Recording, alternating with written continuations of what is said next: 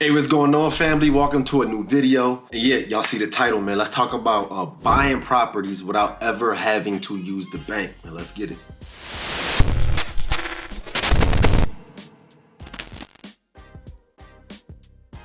So y'all, many people think that you have to go to the bank and go get a loan to go buy a property. And that's not the case. It's not true. As I get deeper into this real estate game, and if you explore being a real estate investor, you'll realize that it's so many other strategies other than the traditional ways that we know of to buy real estate. You do not have to go to the bank. And sometimes when I tell people this, they think it's a scam or it sounds fishy. But so many real estate investors around the world are doing this currently and have done this in the past. And I want to get into how everybody here can actually do this. The typical home buyer, somebody who's buying a house to live in with their family, it's a lot of documents you got to sign with a bank, like a Chase Bank, Wells Fargo. But the two most important documents is the deed and then also the mortgage, right? And the thing is, people think that all these things are one document and they all just one package and they all get filed in the same place, which is not true. And I want to talk about the difference between when you sign the deed and when you sign the actual mortgage, which is the debt that secures the property. So the deed, y'all, the deed explains who actually owns the property. This is the legal owner of the house. This is the document that is actually filed at the county courthouse. And then you got the debt or the mortgage, right? The mortgage is held, with the bank. This is basically a series of documents, including a promissory note and things of this nature that's basically promising that you're going to pay this mortgage back. That secures the property. Then after the mortgage is paid off, then you are now the official owner. But they are not the same document, y'all. Remember, the mortgage is not recorded at the county courthouse. The deed is. And it's possible that one person could be on the deed and a whole nother person can be on the mortgage, y'all.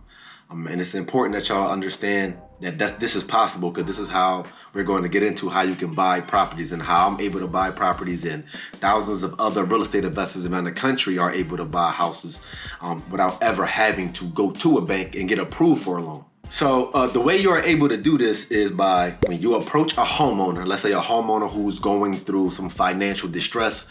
She might have lost her job, can't afford the mortgage payments no more, behind on the mortgage. You can be a solution to this person. And you can say, how would you like for me to take over your mortgage payments, right? Because they're going to have a million questions, a whole bunch of questions. We're not going to get into all these questions, but basically how this will occur is that she will sell us the house via deed. So the deed, we will sign the deed. The deed will be in our name or our LLC name. However, the mortgage will stay in her name. And some of y'all might be asking, why would somebody want to do this? Because again, like I said, once somebody start falling behind on the mortgage payments, then the bank is coming for the house. They probably want to get foreclosed on. So it's ideal for them to save their credit and sell us the house subject to the existing mortgage that's already in place. So again, the deed will get transferred to my name. We will keep the mortgage in their name. People going through all types of financial situations right now.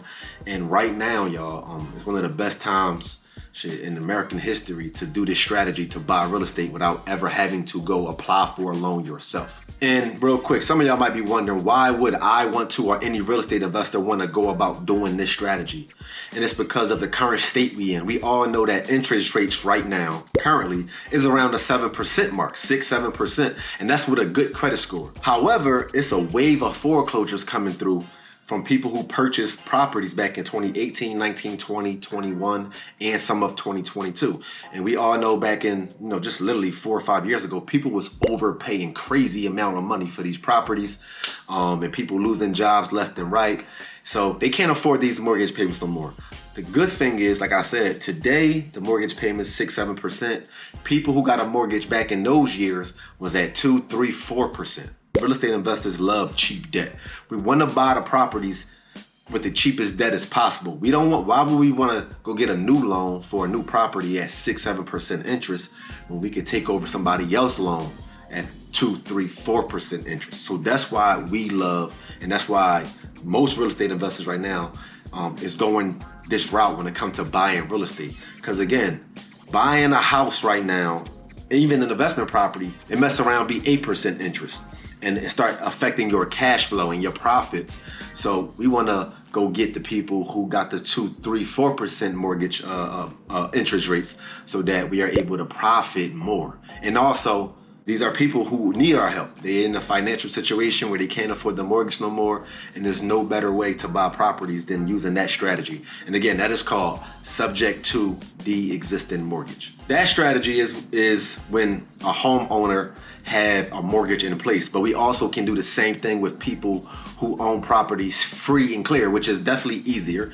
And it's, in my opinion, it's better because it's a lot cleaner. You don't have to deal with banks. Like, even though we are not the ones applying for the mortgage with the bank, there's still a bank involved with the homeowner. But when somebody own a property free and clear, right, instead of a bank being involved at all, the actual seller can be the bank. We can buy a house directly from the seller and they will be the bank, and that is called seller financing. Basically, they become the bank, we become the owner of the house, and we make the payments directly to the owner. Directly to the owner. And again, we're not going to the bank to get to submit a loan application, W-2s, tax returns, like all those things that the bank asks you when you apply for a mortgage. We don't have to deal with none of that when we dealing directly with the owner who owns a property free and clear.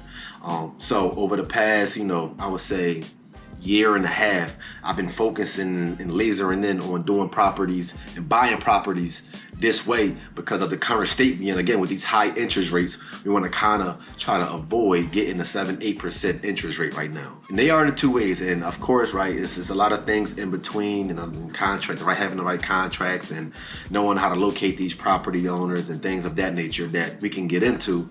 And I usually cover those in my workshops that I have.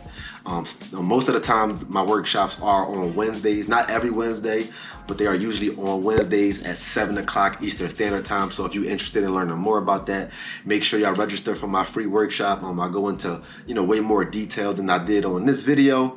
So hopefully, I just opened y'all eyes and y'all can understand that even if your credit score is not the best and you don't qualify for a loan, you still can buy real estate and be a real estate investor and build an investment portfolio or even flip a property with those two strategies. And there's even more strategies than that. So again, if you're interested in that, I'm gonna put a link below in the description. Make sure y'all come on into the workshop and I'm gonna teach y'all more about that. But until then, man, let's get it.